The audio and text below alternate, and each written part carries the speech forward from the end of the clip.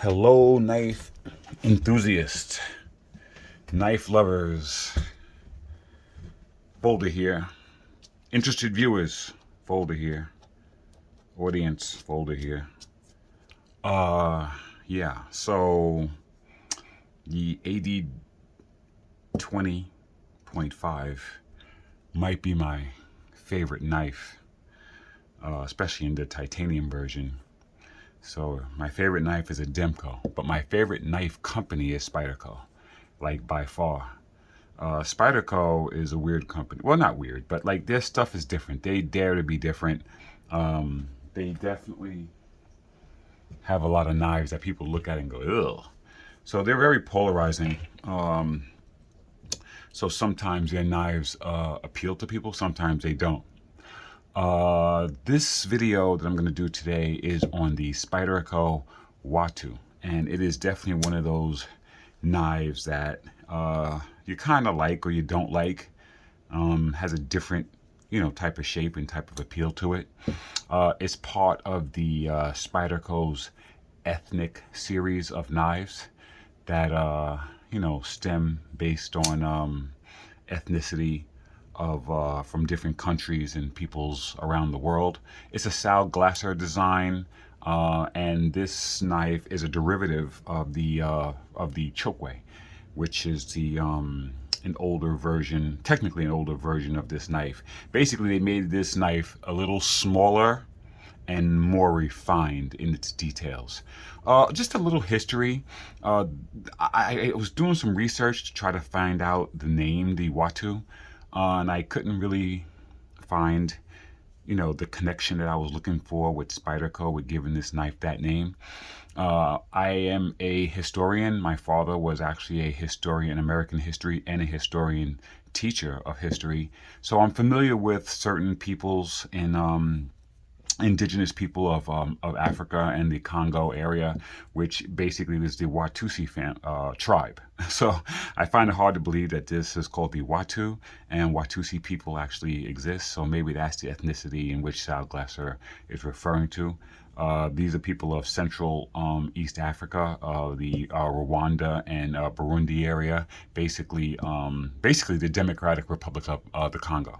So not too much of that, but what the reason why I wanted to hit on that is because Spyderco also donates a portion of the sales from the Watu and actually of their entire ethnic series to a cause for children in Africa and Central Africa. It's called Keep a Child Alive, and I think that's quite honorable.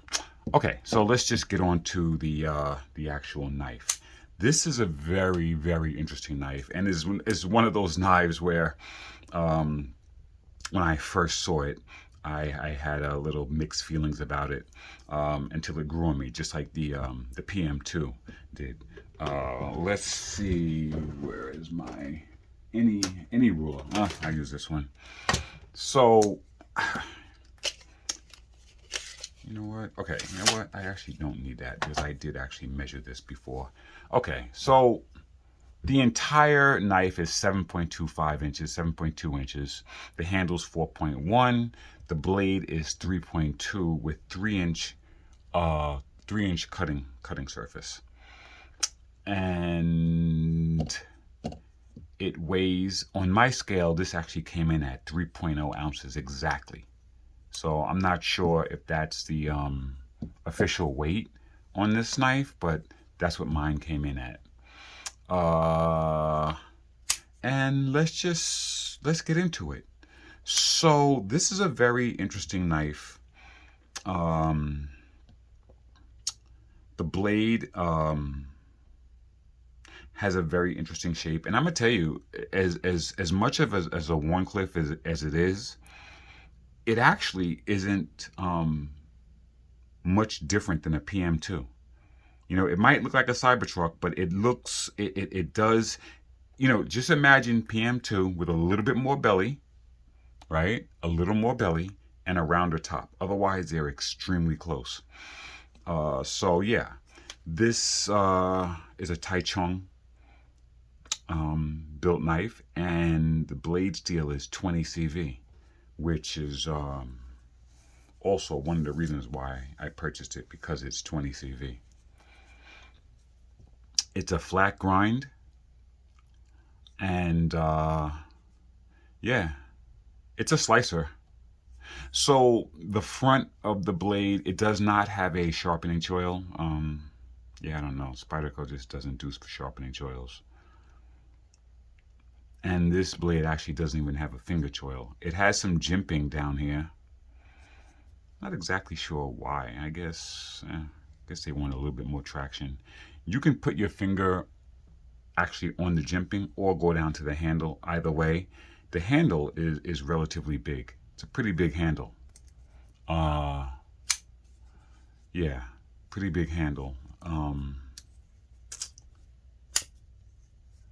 Yeah, yeah, nice action. For one, I understand there's a bearing in here. I haven't taken this knife apart.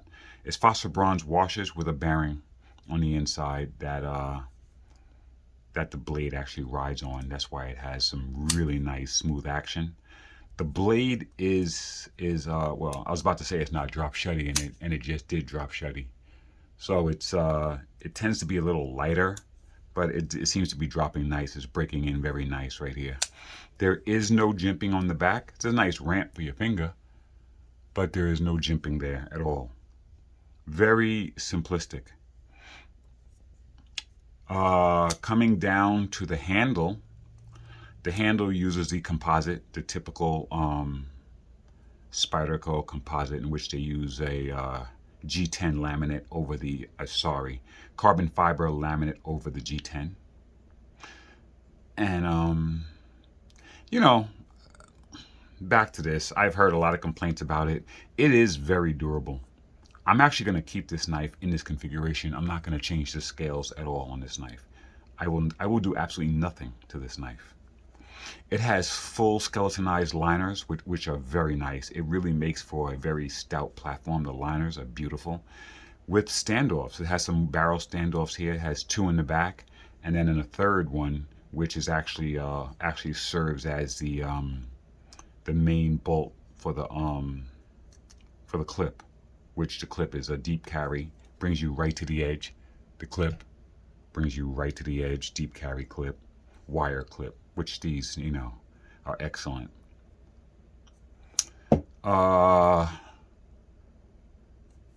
Yeah, yeah. So very nice action, very smooth action. Feels fantastic when it rolls out. It feels weird because it's not on bearings, and it's not just on washers. Yeah, it's not on, right. And it has the phosphor bronze, but it has that one pivot bearing inside that the whole entire blade rides on. So it's a very nice smooth action. Yeah.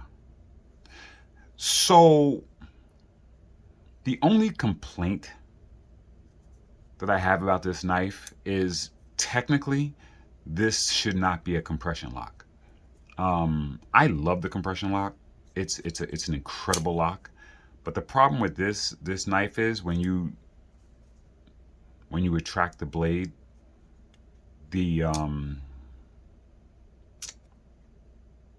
this portion of the blade here, the base, right before the actual tang, if you look at it, once you close the blade, it comes right up here, and it actually hits your finger. So in the action, you have to lift your finger up off because this thing rams into your finger. Is there any chance the blade will hit your finger? No, but this hits it.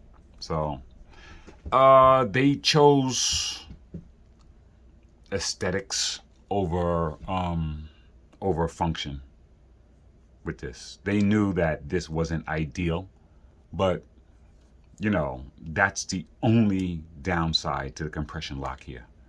Otherwise, it is very, very good and very strong. And honestly, with what this knife is, I can forgive that.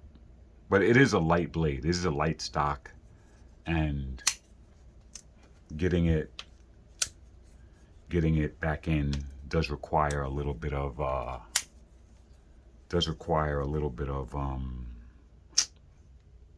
you know, a jerking move to really get the blade moving. So, but yeah, no, that's it. I'm not going to beat a dead horse with this. Very nice knife. Very nice. I like the Watu a lot. I mean, this is really, really high on my list. Extremely high on my list.